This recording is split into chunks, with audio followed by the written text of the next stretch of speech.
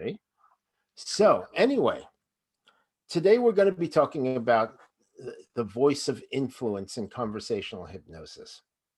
And when people talk about conversational hypnosis, especially in terms of NLP and, as opposed to, traditional hypnosis where you take somebody through a process, like the element process, or, an instant hypnosis process where you say somebody sleep. eh, Conversational hypnosis is something that you can actually use not only in the therapy room, but also any other time in your life when you're trying to influence and persuade somebody, whether you're coaching them, whether you're in a sales situation, situation at work, or if you're actually just interacting with people. And the the strength of your interaction goes towards your intention as well. Now, a lot of people, when they talk about conversational hypnosis, want to get into the words, that you use. They also want to get into things like what's called embedded commands and embedded questions, presuppositions, and all of these are tools that make up conversational hypnosis. But the key that most people forget about is actually the packaging of this information, and it's all in the presentation of it, because if you don't do the other parts right in the presentation, it sounds like you're kind of a jerk. You're just telling people what to do, and or you're making these wild presuppositions about things.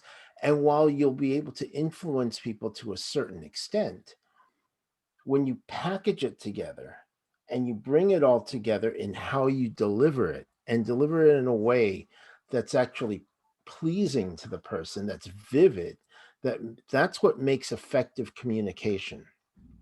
And that's why it's not all in the technique, and it's definitely not all in the words. It really is in the presentation of those, because I think we've all seen people, who are outside of the world of NLP and hypnosis, who are very compelling speakers. And the way they present what they're saying, their arguments and their presentations, you see that in, very famous, the Southern preachers, right? So you may not agree with what they say, but their way of delivery is incredibly impressive, and it's compelling, and it keeps you at least listening to them. Because if people don't want to listen to you, you have no chance at all. And so that's why a very big part of it is all in the presentation of the information. Most people aren't listening to you literally, they're actually translating what you're saying against the dialogue in their head. And that's why, on this meetup, we in the first one, we had somebody who said he got triggered by something I said that I didn't say. I didn't say it at all, and he got very upset about that, especially when I told him, well, I didn't say that. We weren't even covering that. So, again, I appreciate that he came, but if he actually watched the replay, which I don't think he did, he would see that nothing on that topic was even discussed at all. So it's a very interesting phenomenon, but it's about packaging the information, using the tools, but this is how you actually make what you're saying vivid. So we will cover the basic tools again very quickly, just for those people who don't have familiarity with NLP and hypnosis and influence and persuasion techniques. One of the reasons why it's really good to know is because then you'll realize when it's being done to you. And, you know, it- when you know it's being done, and that is a structure behind it, then you can actually critically take apart what the other person is saying, understand if you're being influenced in a certain way, but also understand that if it's actually something that fulfills what you want, it's okay. And it's always a chance to learn about really being effective in your communications, because one of the problems I think with modern communications is that people do not interact by speaking with other people directly anymore. A lot of it is by electronic means. There's a lot of texting, instant messaging. Sometimes they'll leave a voicemail if you're lucky. Otherwise, they text. I mean, you get people, and for those Apple users out there, and I have an Apple, it took me a while to realize that when you delete a voicemail, it goes into another folder that you have to then delete again to delete it permanently. Otherwise, it still fills up your inbox. And then people are contacting you, telling you that, your mailbox is full. Your voicemail is full. I couldn't get you. So, eh, again, there's very many barriers now that we don't have to being able to communicate. And a very large part of it is a lack of interaction, especially with COVID. Although we are interacting on video, it's not really quite the same. Most people generationally, depending on who you're talking to, don't talk on the phone anymore. They text. And of course, now with things are opening up, so hopefully people will be a little bit more face to face, than they used to be. But at the same time, uh, these are life skills that we can use any time at any place. We can get the things we want in a way that makes people comfortable giving them to us. And we don't have to force our way through life. Rather, we gain allies this way, and people enjoy interacting with us. So, any questions on that part? No, no, no. So far, so good. I am with you 100%. Excellent. Okay, Yeah. terrific. So, the first thing I want to go over is I come from New York City, and people from New York City, as is very well known throughout, the media and movies and all that, tend to speak really fast. So I'm intentionally slowing down because, if I talk normally the way I would talk in New York, this is how we do it, and it's a lot quicker than people in other parts of the country and other parts of the world. Partially that, it's okay because people, in New York City who were born and raised there or who have lived there for a long time are used to it. But whenever you're dealing with somebody who is not from there, who is used to speaking at a different pace, they can't necessarily catch the things you're saying because they're always trying to catch up. Yeah, and mostly it's just because they're not used to the speed that you're speaking. Now, it's really important to leave space between the words because that allows the person to process the information that you're giving them. And so you can imagine if I was doing a hypnosis session and I'm talking really, really fast and I'm telling the person to relax, probably they're not going to get that relaxed. So I want to tailor the speed at which I'm speaking to the person I'm speaking with or the audience I'm speaking, and especially with an audience, you're going to have a lot of people that are processing at different speeds. So it's important not to only stay at the same speed, but realistically to slow down.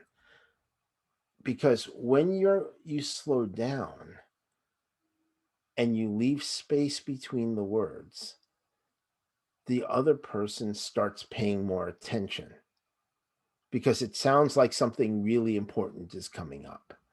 But if it becomes like a constant drone, that's going to be a very big problem.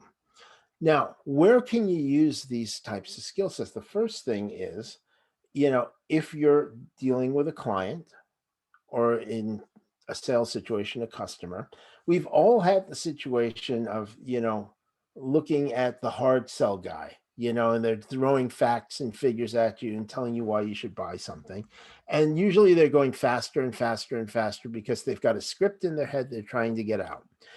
And that is just something that repels people because it's not actually giving the person a chance to have a dialogue. And it's the same thing when you're actually dealing with, a patient, say, for example. If you're seeing a patient, you're coaching them, or you've got a therapy session with them for whatever it is, it's not a way to make them feel comfortable unless they speak that fast and they're speaking that fast to begin with. Then, match them, and, that's the speed at which they're comfortable.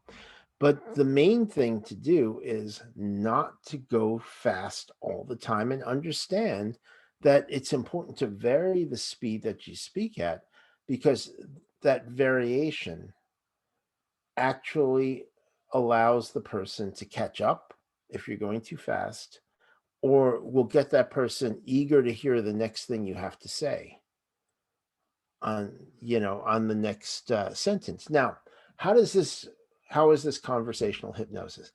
Well, a very big part of conversational hypnosis is getting somebody to pay attention to you. If they don't pay attention to you, it doesn't matter, right? They're not listening to you. They're listening to something else. They're trying to get out. They're trying to walk out the door. They're trying to do anything else but listen to you. And so the first thing you know that you can take away from this is slow down.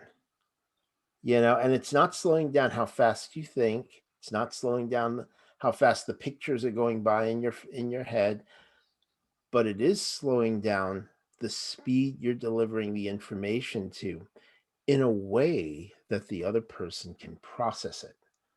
And when they can process it, you'll have a lot more impact on Mhm, the person. mhm. And this starts right from the beginning. So if you're seeing a client or something like that, you want to get their attention, and you get their attention by making sure they can understand what you say. Right? I mean, so otherwise it's really kind of difficult. I mean, I think it becomes more evident if you studied another language. Because obviously I'm speaking English. I grew up speaking English, so that's my primary language, and it's the language I'm most comfortable with. Mhm. But I've studied other languages, and when you try to listen to people who are speaking that language you've been studying, so I say, for example, Spanish, you know, it seems to go by very quickly.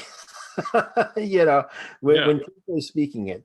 And yeah. it's because Spanish structurally uses more words a lot of times. So it sounds like they're speaking very, very fast. Mm. And sometimes they are. But actually, if you're listening to it and you're studying it, generally there's the tendency to interpret between Spanish and English. So when you catch the word, you're looking up the word in your head, and then you say, "Oh, I understand." By that time, you're way, way behind, right? Mhm. So when you're presenting something new, or you're working with a client, they're doing the same thing, except that you generally doing it in the same language. And if you it's the same way. If you're going too fast, they're way behind. They're back where you were, 3, 4 sentences ago. Yeah, So yeah, it, but what's really interesting is when you just start going with it and stop interpreting, yeah, you actually pick up the gist of what they're saying a lot better. yeah. And you're So not talking about analog marking specifically. You're just saying generally the pace, and in general the leaving, enough white space to allow time for processing. And yeah, it's you not, have to allow stuff to sink in. yeah. I mean, we've all had teachers in school that went by too fast, right? Hmm. So I remember when I was a little kid, I was afraid to say I didn't understand it, right? Because it Hmm. seems everybody else understood it. Hmm. Well, if we went back now, realistically, except for a couple of the kids, if we went back now and asked them, Hmm. like the rest of the class, probably 90% didn't get it either. Yeah, yeah. But we're all sitting there thinking everybody else got it, Hmm. and generally none of us did. Yeah. Yeah. Yeah. Yeah, but nobody was confident enough, and I'm not gonna say brave enough. I mean, it's about confidence. Yeah. Is confidence enough to say, I don't know. I didn't get it. Can you explain it again?" Yeah. And generally when that happened, though, in those rare instances that it happened, the Hmm. teachers explained it again, but slowed down. You bring up a question. Can I ask a question now? Sure, Yeah. absolutely.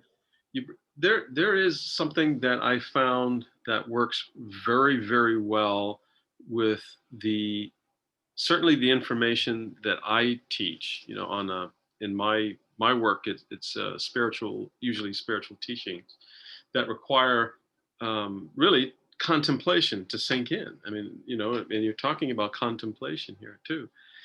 And one of the things that I think works well is when I set an intention before I even start speaking with my audience. Um, and the intention in a spiritual setting is maybe a prayer or some sort of meditation. And in those prayers and meditations, intentions are set that are agreed upon. Okay, we're going to be quiet and we're going to listen for the Holy Spirit's guidance, which is the same thing as we're just going to listen, right? Right. And we're going to be still and we're going to be quiet. And so and and and we're going to learn from one another and we're going to share with one another and we're going to be here for one another, right? And all of these things are set up front Mhm. as intentions. Yeah, And it kind of like sets a all right, here's how we're going to play together. that Is is that? correct. Yeah. Yeah. What's different here is that in conversational hypnosis, Hmm. you're doing it anyway. You're just doing it. When you're doing a meeting or something, it's a little bit different when you're setting ground rules essentially, and Hmm. you're managing expectations in this. Hmm. When you're using conversational hypnosis as opposed to a formal hypnosis session, in those sessions you have what's called the hypnotic contract, where you're basically saying this is going to happen, this is what we're going to do, and the person's agreeing to it, Hmm. Hmm. right? Which it gets towards what's called acquiescence, which is, where you want the person to be. Doing the same thing in your situation where you're setting expectations and essentially setting ground rules. When I say this, we're all going to be quiet, we're all going to listen.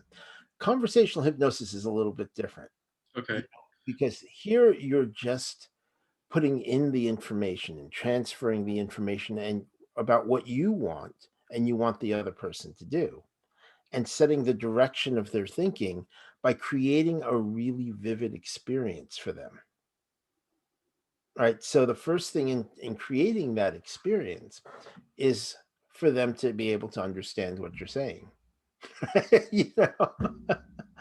And for the most part. But even then, if you're delivering things properly, the other person may not understand every word, but as long as they understand your meaning, they'll follow along. And so that's why we get into the second piece of this, which is your tonality of it, right? So if you have a very grating tonality, I may be dating myself, but there was a show called The Nanny for many years. Yeah, I remember. Obviously, you remember that. Yeah. And, the actress comedian who was, basically also the person who came up with the show, Fran Drescher, she had this very broad and very nasal, she didn't speak that way regularly, but it was part of her character way of speaking. Is incredibly distinctive, very funny, but not very relaxing. Right. So we've Yeah. all had people who had grating voices in our lives that we've, whether they've been teachers or bosses or, people that we've interacted with whose voices just set us on edge.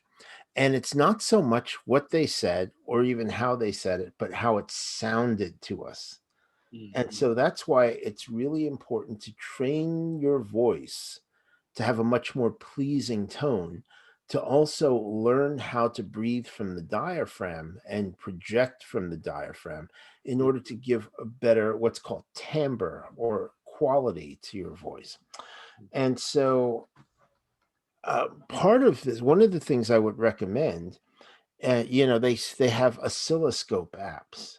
Sure. Yeah. for, all your phones and all that. They're usually free on Android. As with most things Apple, you generally have to pay for the Apple ones, but either way, if you can get one, it's really good to use in order to see how your voice sounds Sure. Yeah. to the other person.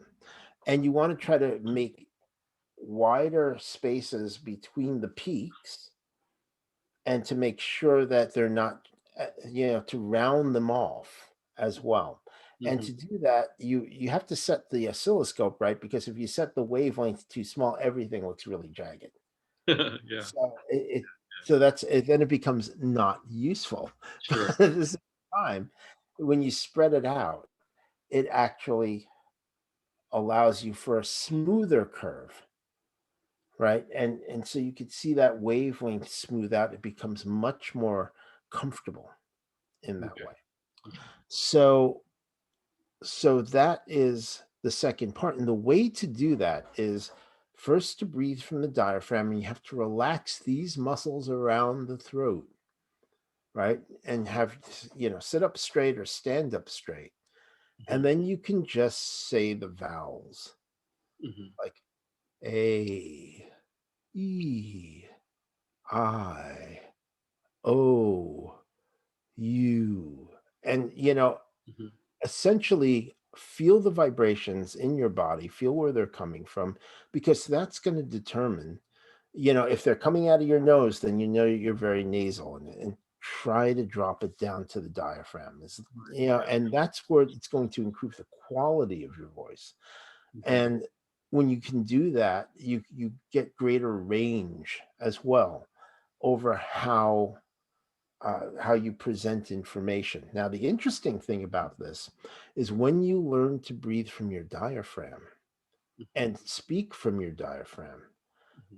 and you actually will be able to control the spaces a lot better, because you won't have to take that breath as much.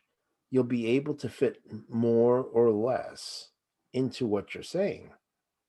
And you see what happens.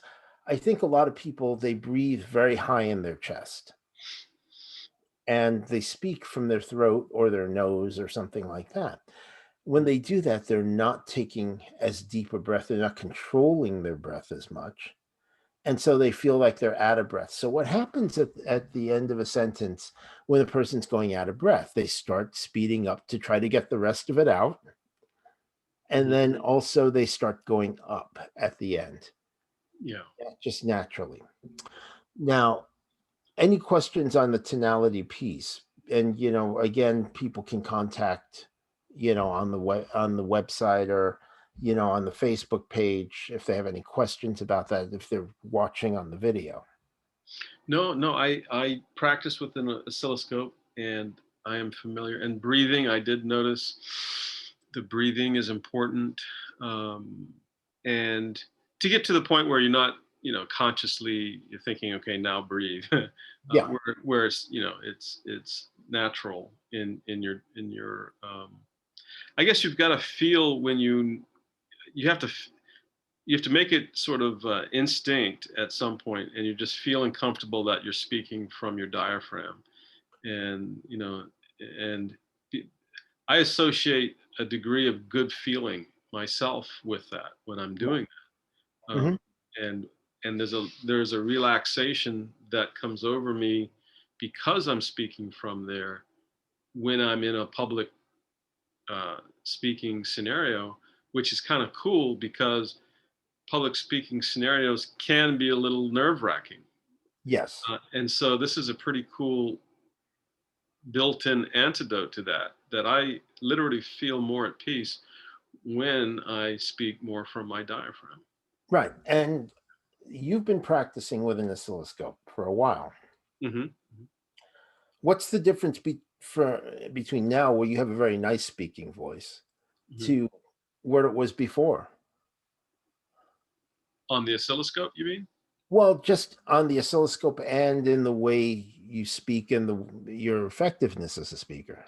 Oh, I think initially the making it conscious that there is an importance to the tone, and tone and sort of the spacing in the slowing down are like brother and sister in a way, it seems.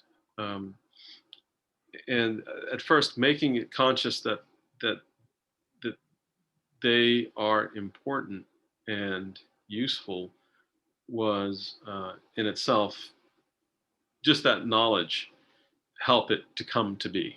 Mhm.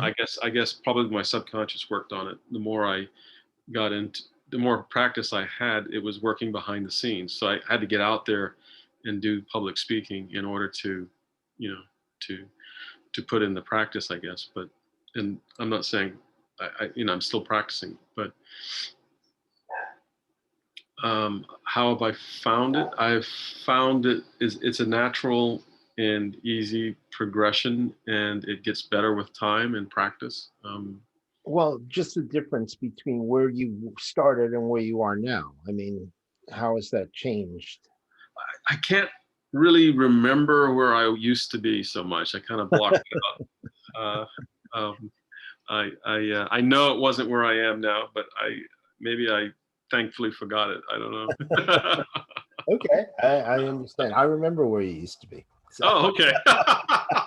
we won't talk about that. But Good man, good man, good man. Well, I remember getting on stage and on Charisma speaking Japanese to the audience. I don't know if you remember that, but yes, yeah, yeah. I spoke English and Japanese to the Japanese audience.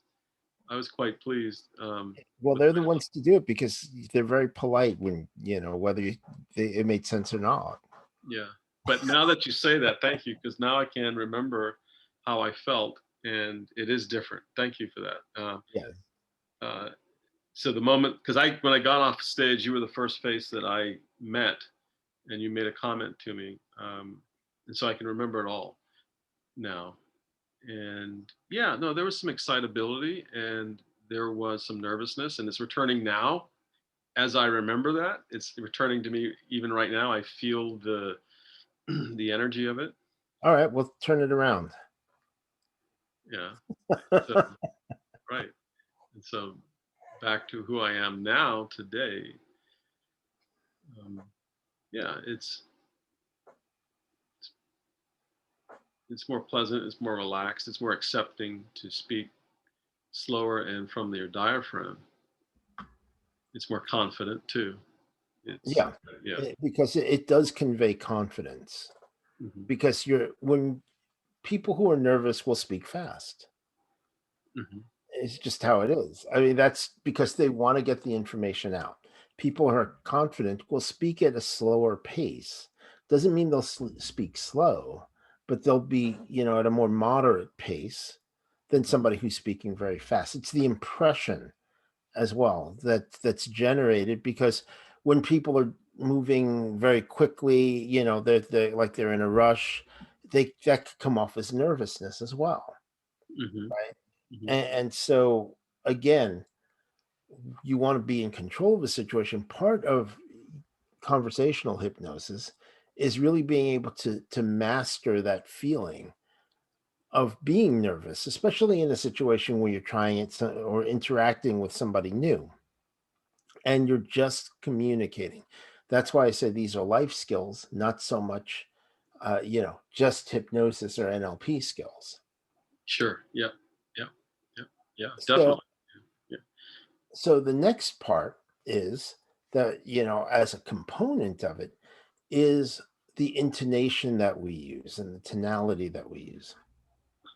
And part of that is there are three in generally in language. So a statement stays even throughout the whole sentence. Hmm.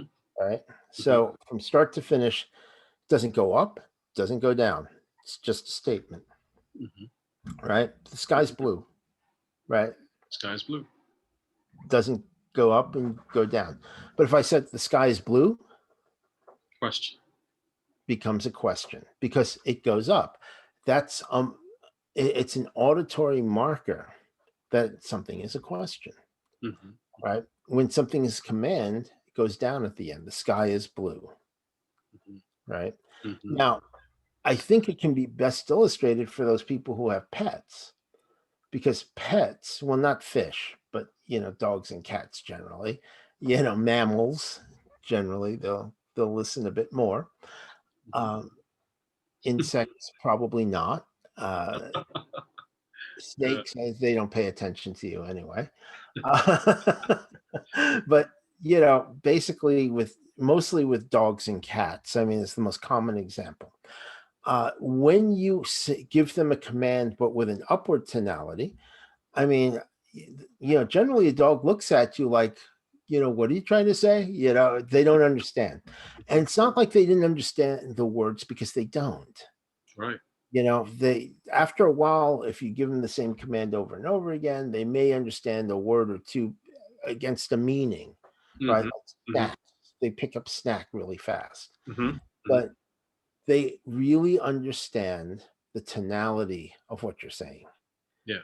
Yeah. So when you say sit, when you want to sit, they learn that that's what that means. You're telling them something to do something.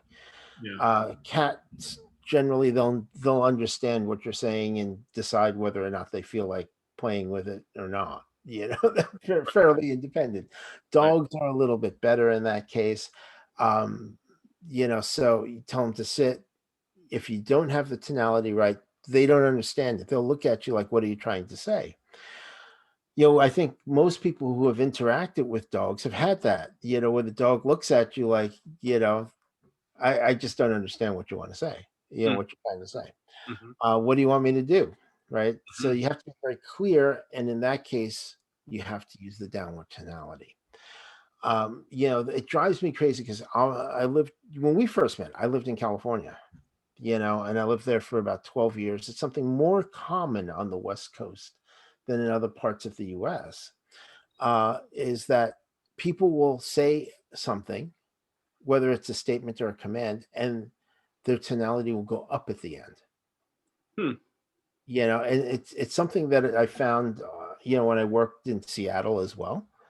So it's something that's more common on the West Coast. Hmm. And I think most people will, understand it if they think of Valley Girl speak, Right. right? Right.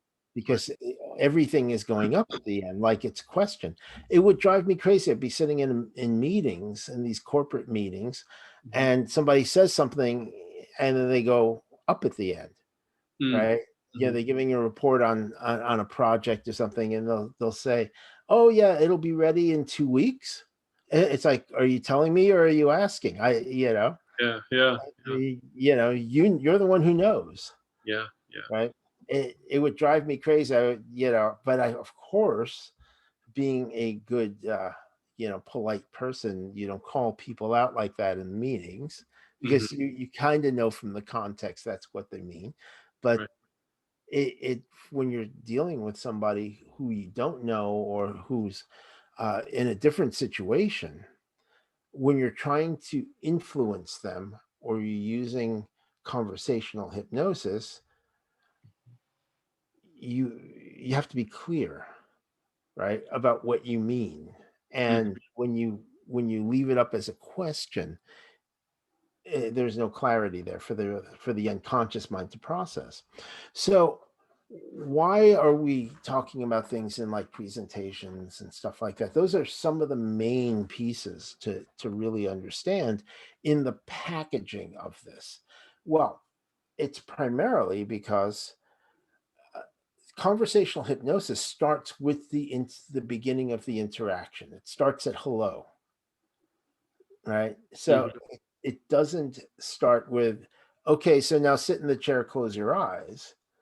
It starts when you're talking to the person, right, about what they want, or about trying to understand what they want. So say, for example, in the situation, when if you wanted to use this in the context that you're talking about, and you want to set things up. And this is where I had mentioned before it was off recording, but what we're talking about when you interrupt a pattern, or when you, especially when you interrupt a pattern, but when you're laying things out, it's really important to provide context to what you're saying and why you're saying it.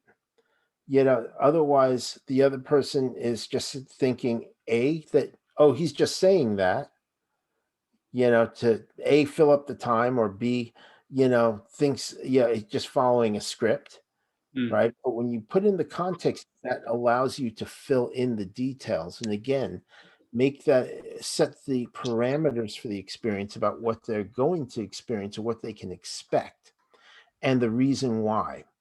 Because if you don't give it to them, then they can say, oh, well, I don't feel like being quiet during his meditation thing or whatever, or, I'll just play a song in my head instead. mhm, Yeah, mhm, mhm, mhm, I won't mhm, listen to what they're doing. mhm, When you provide the context in there, and this allows you to provide the context, that's where it becomes very, very powerful in how you structure what you're doing. And so that's where there's a very key word I want to give to mhm, anybody watching this, and it's the word because, mm, right? So, because allows you to fill in the context. So, in the context, say for example, let's use an example what you were talking about before about, okay, this is what you can expect in the meeting, right? So, when we have these quiet meditation times, this is what I want you to do, to experience. right. And and that's fine. And then, we're going to go through this and this and this, and then, and then we'll have another one, and right. And that kind of lays it out as an agenda, Yep. Yep. which is fine.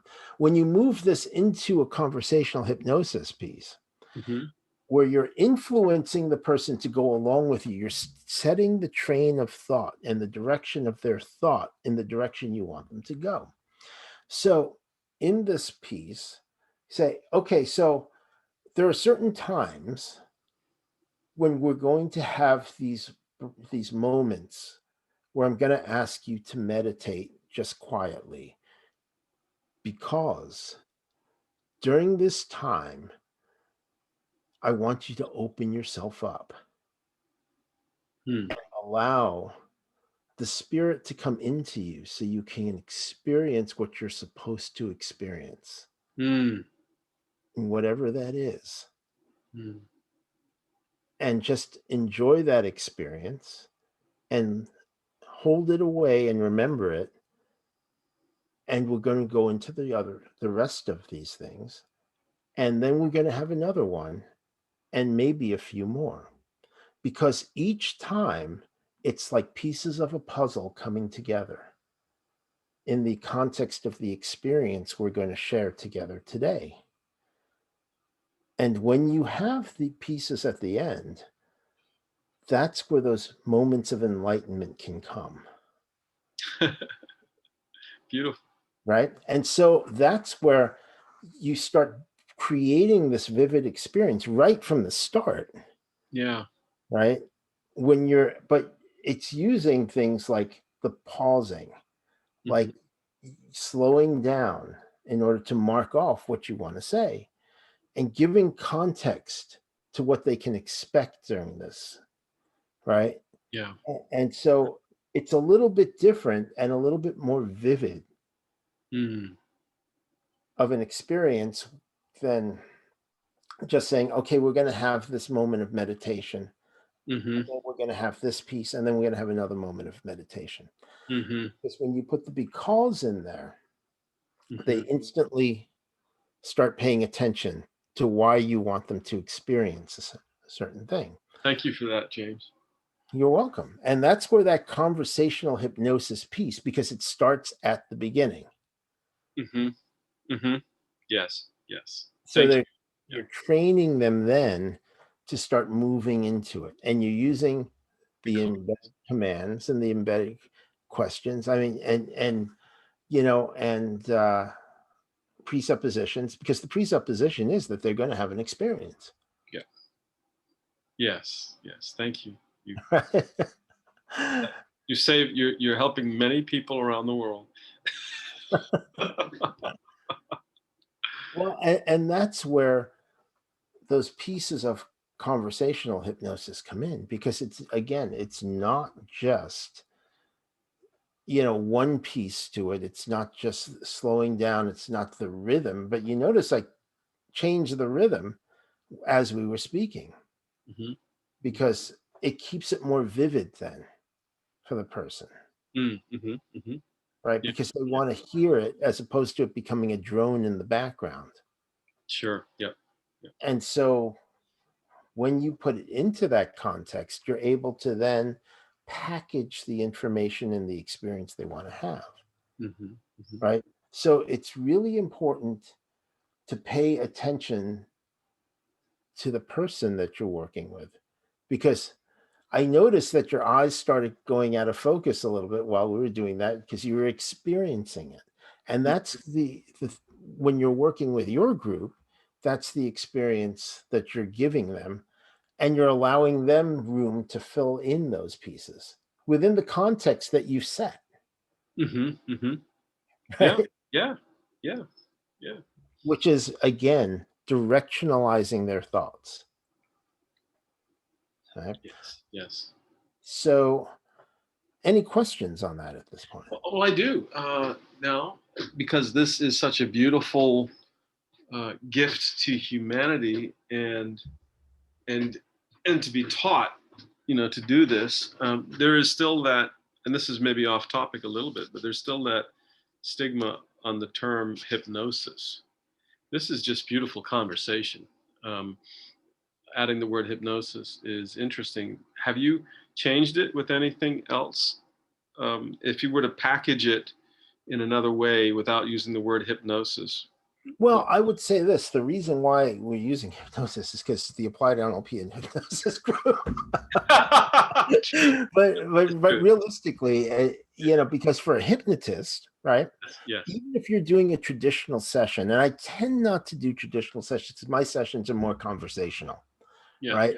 But I'm doing the same thing, Hmm. except it's conversation. I generally am not having them sit there, open and close their eyes and all that stuff, which absolutely always works. I mean, mechanically, it works. Right. I don't know if you've ever studied, Dave Ellman's process and things like that. Yeah. If you listen to him, he's not using any of the tools with tonality, and they have recordings of me, I mean, because they had that technology. He's not that old, Yeah. right? He wasn't that old. Yeah. It wasn't Yeah. that long ago. Yeah. But he broke it down mechanically that as long as a person's following what you're saying, and following the commands, they're gonna go into trance. And he was absolutely right on that, and for if that's the type of session somebody wants and expects, I do it because that's what they want. Okay. But here's the thing. So if we were doing it in a hypnosis setting, like if somebody has a problem, it Right. would be very similar. I say, okay, well, let's understand what you want first. So, get the, what they actually want as opposed to what they don't want. And then Hmm. I'd say, okay, so, think about this. As you begin to relax and just, understand what the issue is, how do you know that you're having this problem? Because Hmm. conver- where the Hmm. conversational Hmm. hypnosis Hmm. part comes Yeah. in. Yeah. It could be something else. Right. Maybe it's this, right? Because I interrupted the pattern, Hmm. Hmm. and then I start putting more stuff in, Mm. which is a key to this because a lot of people will just do an embedded command or something or an embedded question, Mm. and then they'll sit there and look at the person and say, "Oh, is it working?" Uh, right? So it doesn't work that way. That's hilarious. Sometimes it takes a little while Yeah. for the person to process it, and sometimes you have to layer things, which is why you have to keep going, which is where the conversational piece of Hmm. the hypnosis comes in, Yeah. Yeah.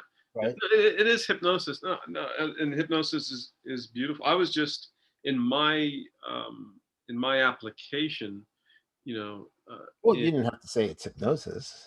right. That's what I'm saying. Well, yeah, it's just good conversational technique, really. I mean, because even if you're just getting focus and you're getting direction on on the we're, we're getting congruence on the message. We're having a shared reality. We're getting the Yes, message across accurately. Is just what's yes. happening. Yes, and that's why sometimes, uh, when I'm working with somebody, Hmm. generally I won't say, "Oh, let's do an exercise," or let's I said, "Let's play with something." Yeah, let's play a game, or Well, yeah, or let's play with this, let's play with something, or let's try. Would you like to try something, that might be able to help you, right? Downward tonality again, mm-hmm. right? So I'm very conscious of what type of tonality I'm using with, when I want somebody to come along with me. Mm-hmm. So that's again, I think those pieces, those skills are incredibly important to have. But if you don't package them properly, again, it's not you don't have the conversational part, right? You have the hypnosis part or the NLP part, but you don't necessarily have the conversational piece, which is actually what makes it all run together, right? Otherwise, you have a bunch of wheels, you have an engine, you have nothing holding them all together, Yeah, yeah. right? And you have no delivery vehicle then for what you're doing. And Hmm. it's much more elegant this way because even if you do a formal trance, and I know you've studied some of that as well, Hmm.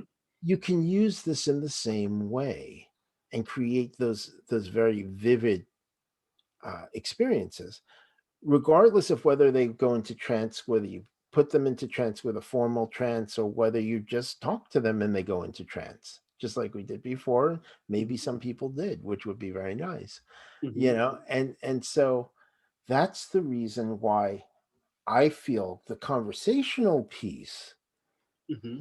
makes it much more accessible for the person you're working with. And again, in a sales situation, it's the same thing. If you want to sell, say, a house, for those of our audience who are realtors, if you say, "Oh yeah, it's a house, it's red, it's got 4 bedrooms, 3 bathrooms, great kitchen," well, what does that tell them? Pretty much Huh. nothing. It's a red house. Right. It tells them pretty much nothing, right? rare, rare But, color. you know, I know, I'm just kidding. it Joking. depends where you are, right? So where you are, yes. Well, depending. I don't know. Some of those houses down there are pretty colorful, Yeah. So, but basically if Sorry. you say, okay, this is, you know, a 2-story, 4 bedroom, 3 bath house, and the bedrooms are really beautiful. They're really great size. Unlike a lot of places you see that have some newer construction, that have smaller bedrooms. And I grew up, I saw a lot of mid-century houses, and that's very popular, the mid-century modern style. But like I was telling a friend of mine who had me looking at a house for her because she was, thinking of buying it, but she couldn't make it there. She asked me to go and do a showing and take pictures. I said, okay, so one thing you got to remember, you have small bathrooms and small closets, not like what you're used to, because Mm. that's what they had back then. Hmm. Yeah, So, yeah, yeah, yeah. as opposed to this house. Now, this house has really big walk-in closets, so no problem getting all your stuff in there. You and your spouse will both have enough room for your things. And basically great floors throughout. Hmm. Obviously there's a lot of people that either like hardwood or they like carpet. Here you have the wood, but you can always put down carpets if you want. Hmm. And the great thing about this is that it has extra bonus space as well, and a really incredibly upgraded kitchen with plenty of space and plenty of storage, right? Hmm. So that gives it a much more vivid idea of what you're trying to sell. And, Hmm. and essentially, in any of these situations, whether you're working with your group, whether you're doing a session one on one, whether you're selling a house, it really is the same process. It's pretty much all influencing somebody to think differently, right? So, not this, Hmm. right? Hmm. And this is why. Because, right? That's why because is a Yeah, very key thing. So again, it's like not this, because, right? because.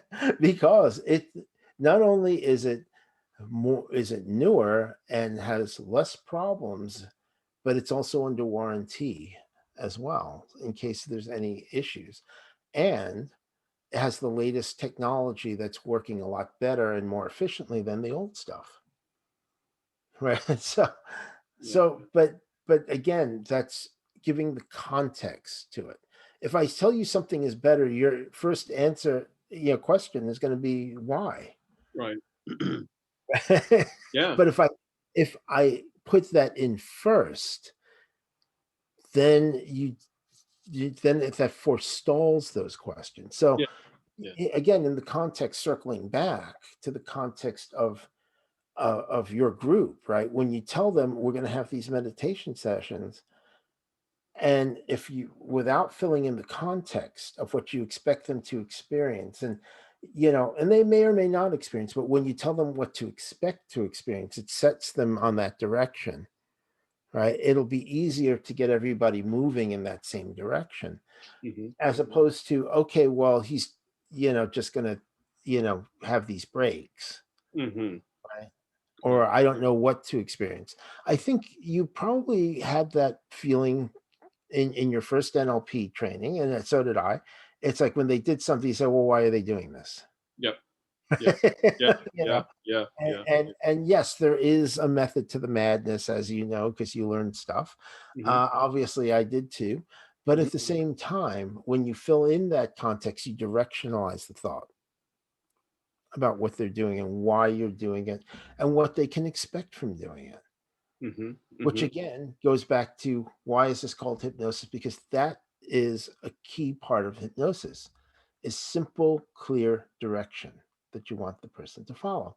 Again, if you, no matter what the session is, whether it's a traditional hypnosis session, an NLP session, or if a conversational hypnosis session, if you're not clear on where you want to take the person, they'll never get there, Right. because they're there in order to be led to that spot. Kathy, I'm still in the meeting. I got to. You have to pick that up. No. No. Okay, No. I it's not the said guy, right? no. I sent a speech to someone. I did a speech on YouTube, and I wanted her to give me a critique. Okay, Maybe I'll send it to you. okay, yeah, Okay. Yeah. yeah, Critiqued for conversational hypnosis. That's what we're going to. Yeah. okay. Yeah. Okay. And a lot of it has to do with setting your intention. Remember, you're saying we're setting intentions. Hmm. Well, yes, you're setting your intention and you're getting results because you're guiding them. Now, when you add in the context and you add in the other parts, by using the conversational hypnosis piece,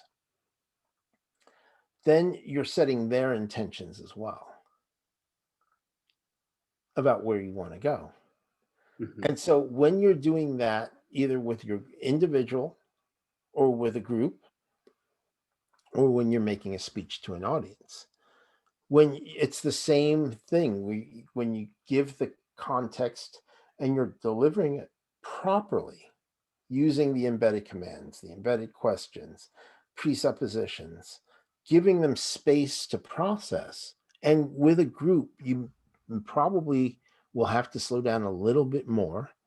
Hmm. Yeah, the bigger the group, Hmm. not snail's pace. You Hmm. want to be able to sometimes speed up and slow down, but those important pieces that you want to emphasize, that's where you want to use the speed and the tonality in order to really mark that off for them. And the bigger the group, again, the more space you'll have to leave them, because some people will pick it up really fast. A lot of people will pick it up in the middle. Hmm. And if you want to reach everybody, got to give them a little bit of space, Hmm. Hmm. right? Yeah. So if you're giving a speech to, 50 people, it's just a tweak in the same skill set. Hmm. Hmm. Hmm. So any questions on that? No. No. No. I don't. Um, No, I don't. I was Okay. I was thinking of my speech today Okay.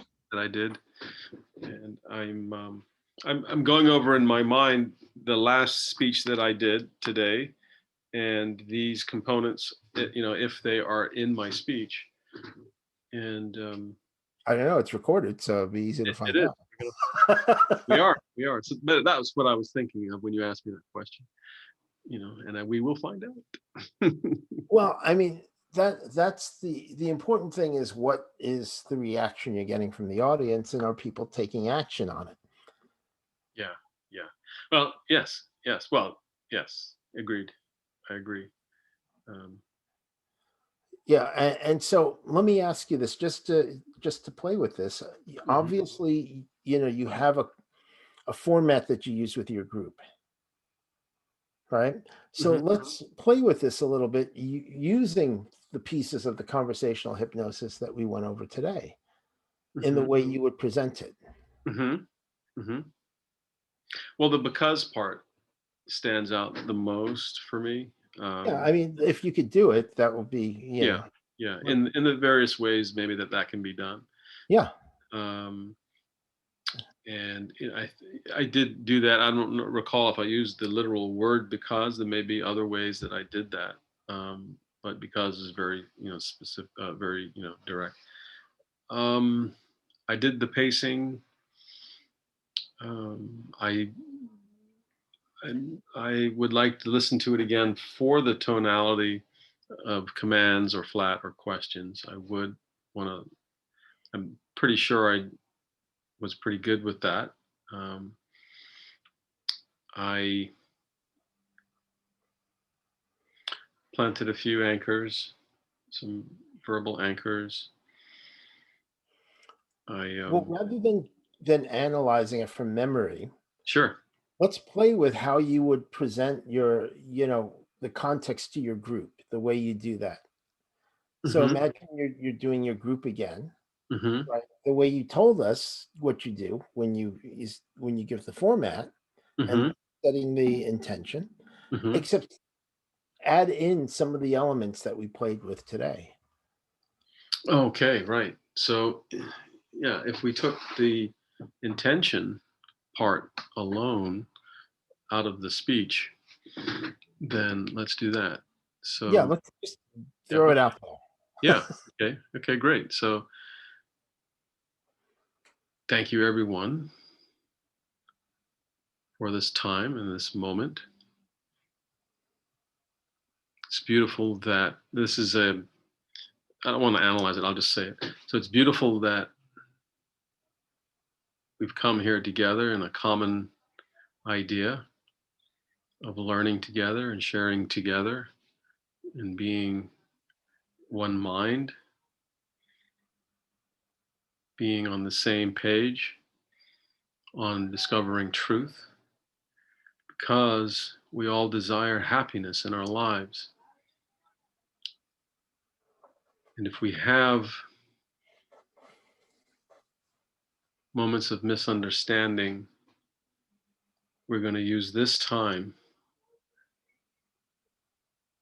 of coming together to understand how some of those moments of misunderstanding can be more harmonious.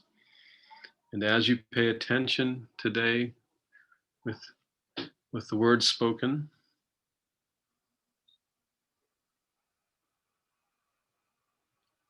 with an open heart,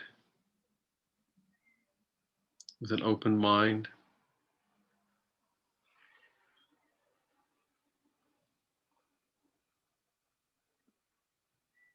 trust that you'll be giving a gift to yourself that leads to happiness for you. Amen. Something like that. Well, you see, you didn't give the context though.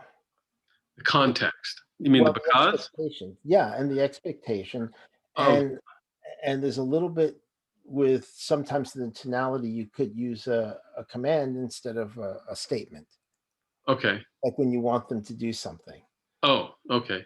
right? It was So, more even rather than down. Okay. right. Now, you were leaving spaces, but sometimes, that again, the you were it wasn't like you were leaving spaces for the person to catch up, right? So you got to give them something To to, catch up with. Yeah, yeah, yeah. right. Okay. So again, Yeah. because when you were talking earlier about setting the intentions, Mm-hmm. right, of what your group is doing, Mm-hmm. not so much the speech today, but the group, right? When you're Okay. We're on two different things. Okay. Yeah. right, Well, the group is something else. Yeah. Yeah. yeah, because I think you had a pretty defined way to approach that, Mm-hmm. right? Mm-hmm. Mm-hmm. And so that's what I'm saying is use the that defined way, but start adding in some of the things that we did today Right. Right. because you already have that. Yeah. Yeah. Yeah. Yeah. Yeah. Well, I mean, one of the purposes and one of the the context, I mean, funny enough, is just really being open-minded, and paying Okay. attention Wait. Open-minded. I and want you to pay attention and pay and to pay attention, to be focused, because because you're going to discover, um, well, the idea was you would discover um, an awareness that leads to your happiness. okay, Yeah, right. yeah, So yeah, because yeah. it's Because it's in those spaces you can discover an awareness that will lead to your happiness. oh, okay. Because it's in those spaces that will lead to an Right, awareness. because then you're actually saying why they should do that. Yeah, All yeah, right. right. Unless you prefer to be miserable, in which case this is not the group for you. Oh, add humor, yeah.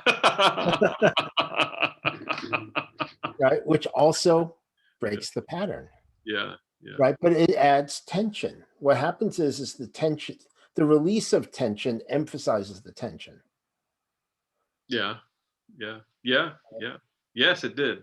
And it released it at the same time. I mean, that's good. I like that. Unless, of course, you prefer to be unhappy, then you can just not listen. No. They say, but that's another group. Oh, You're but going that's the another wrong group route. that you could, yeah, you can go to. Yeah, yeah, yeah. That's Right. true. But again, what happens there is that just that pattern interrupt again reinforces the message of what your group is about. It does in another way, yeah. In the Right. Yeah, yeah. So From another angle, yeah. when you're using conversational hypnosis, you're hitting things from many different angles in the context of just talking. Oh, that's another cool one. Yeah. Yes. Yes. So are you saying then that if we just keep talking, we'll come up with more conversational hypnosis techniques as we go? Well, it's not about techniques, it's about really understanding how to approach your message in a way that it's effective. And using, I mean, obviously, quote unquote, techniques are important because they add emphasis and they add amplitude to what you're doing. Yeah. But if you didn't have that and you had just really good tonality, really good rhythm. I mean, I've spoken about this before, back in the days of radio, which is still around. I Hmm. mean, the best people on the radio in creating experience are sportscasters. I mean, if you've ever listened to the really old school guys, on the radio talk about baseball, right? And baseball is not a fast game.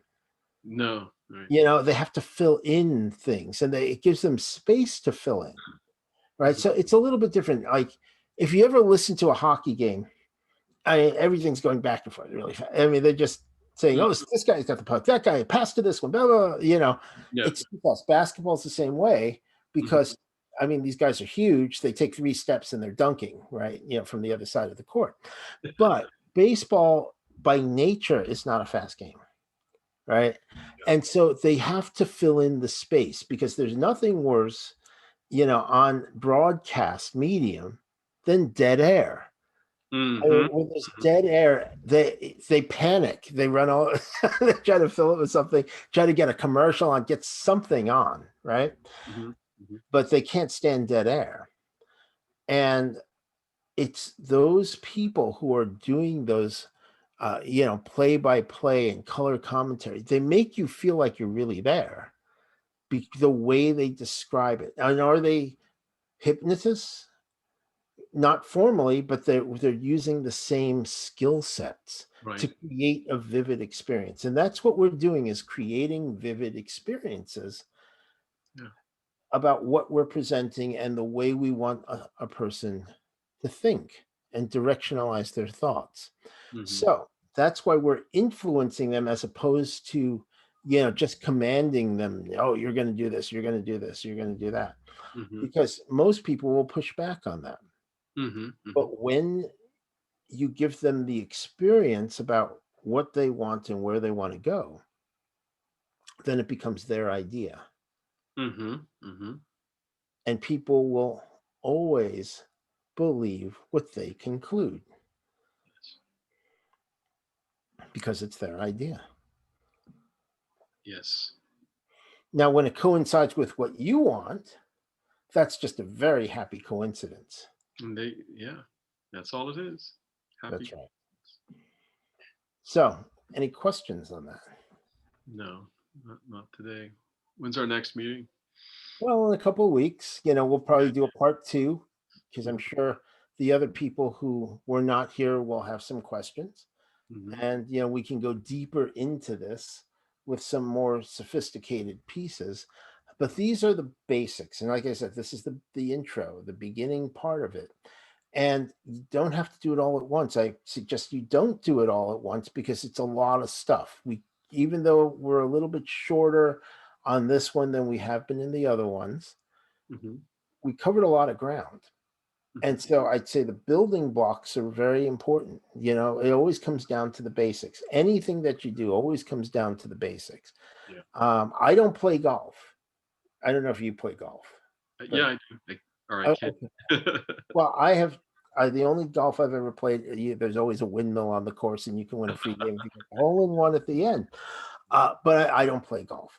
Yeah. But I do understand there are complex movements in there that, if you don't have the basics down, you just never get it right. Yes. Right. And just like any other sport, if you don't get the basics down and stick to practicing the basics and get them to their second nature, and then sometimes go back. I mean, we've seen, why do sometimes professional athletes, right, who are at the peak of their game, all of a sudden they go into a slump?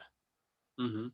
Well, some of it's mental, some of it is actually they're not paying attention to the basics that they've always have been. So when they go back to doing the basics, all of a sudden they get out of the slump, right? Mhm. Because they just have to remind themselves to get back there. And I think for a lot of people who are doing this type of thing, this conversational hypnosis and stuff and all that, there's always the shiny new technique or whatever it is. And unfortunately a lot of students get pulled into those things. Oh, this technique is better than that technique. But if you don't have the basics down, it never works. And it doesn't work consistently, Mhm. because it's the reason why somebody who has experience is able to pick up a new technique very quickly and make it work, is because it's in the application of the basics to a technique, which is just a different way of applying those basics. You then are able to expand the repertoire. But your repertoire, if it doesn't have the basics, yeah, you're really in trouble. I mean, a very interesting thing. One time I was hanging out with a very famous chef named Rick Moonen.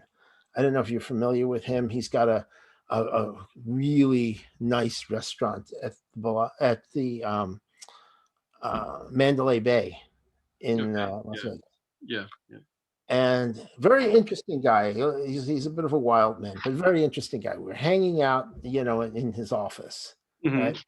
And he told me, he says, "This is how I when a new chef wants to come and work for me, this is how I try him out.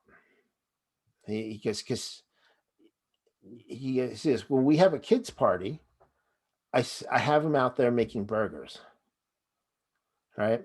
Mhm. He said, oh, that's really interesting. Why? He says, well, you can make the fanciest thing in the world, and if the other people, that you're serving it to don't know what it's supposed to taste like, they don't know if it's done well or not. Even if it tastes good, they don't know if it's done properly. The kids, but everybody knows what a burger tastes like, and kids are, well, they'll tell you if they don't like it. Yeah. And because he's looking for those basic skills, Oh, yeah. because the other part you can train, but the Mhm. basic skills, if they don't have the basics, he's not going to spend the time teaching you the basics. Okay. Okay. Yeah, so I think it's a very interesting way to put things, and it's the same way when we're doing a lot of these things. Some of them, I mean, I go over the basics a lot, and that's because most people want to get onto the fancy stuff. And yeah, the fancy stuff is all good to have, but in order to make it work, it always comes down to the basics. Yeah. The main basic is pay attention to the other person. Get Sure. out of your head, get out of the script, pay attention to the other person. Yeah. Live in And the now. Yeah. Yeah. and that's why I don't quote unquote prep stuff. I know a lot of people would prep, like, a lesson plan or something like that. I Mhm. like to keep it pretty organic because I like the conversation, the back and forth, and see where it goes, because it goes towards just the communication that we're having. Yeah. And yes, in the context of what I'm presenting, but at the same time, it goes towards paying attention to the other person. And with each audience, there's a slightly different feel to it. And, they let you know what they want. And by paying attention to that, you become much more effective in what you do, which is conversational hypnosis. Beautiful. Terrific. Yeah. So we'll pick this up next time. And let me know if you have any questions in the meantime. Good luck with your group, and play with this stuff. It's fun. Yeah. I will. I will. I will. You have a captive audience. Yeah. Yeah. I'm gonna look at my recording for what we talked about. I don't need to send it to you. I mean, unless you have a lot of time on your hands. How I long is the speech? No, If you say 5 hours, then the no, answer is no. no. I'm speaking for 25 minutes, but it's okay. I don't want to burden you with that. I'm fine. I'm going to look at it for what we talked about. I'm a big boy. Okay. Yeah. And just again, it goes towards, where can I put in stuff that will help me get the message across more? Yeah, yeah, And the same thing with your group, because see, what you're doing is you're actually preparing the way, and you started the process with them right from the beginning of what you're presenting, as mm, opposed to, okay, waiting for that, for the meditation period to maybe throw in some stuff, or after the meditation period. But when you directionalize them at the beginning, right. it makes everything flow together. Give it a shot next time Yeah. I and guess, see I where guess, people end up. yeah, I guess compliance. It's kind of like compliance in a sense, right? I mean, Well, I know compliance is meant yeah. differently, but No, listen, it no, maybe it is. It okay. is when you're already doing the compliance piece, when you're setting out, the intentions, or essentially they're the house rules, right? Yeah, So, yeah, yeah. so you're already getting that, Hmm. but it's compliance to what, right? So again, yes, there's an element of compliance going on, Hmm. but then what are you utilizing that compliance for? Right, right, Right? So is it just to have them have this meditation period, or do you want them to experience something during those periods? right. Exactly. Yes. right? And you're giving them an idea. I remember the first time I did a hypnosis session with that somebody did it with me. He was studying hypnosis, a friend of mine, Mhm. and yes, the traditional one where they have the script and all that stuff. And I distinctly remember it's like, well, am I in trance or not? Right? Because you do have in trance, you have that. Mhm. Whereas if you're giving somebody that experience, they don't have to question whether they're in trance or not. They're just going along with the experience. Mhm. Mm. Right. Right. Which I think I did in this speech. I know you want me to send it to you so you can look at it and be entertained, but I'm not going to. Okay, I'll just look it up on YouTube. You can actually. All right, man. Woo. All right, good. All right. So I'll give you a little time back, and we'll pick this up next time. Thanks a lot, man. No, you're welcome. I will talk to you again soon. Thanks, James. Okay, thanks. Thanks, bud. Bye. Bye.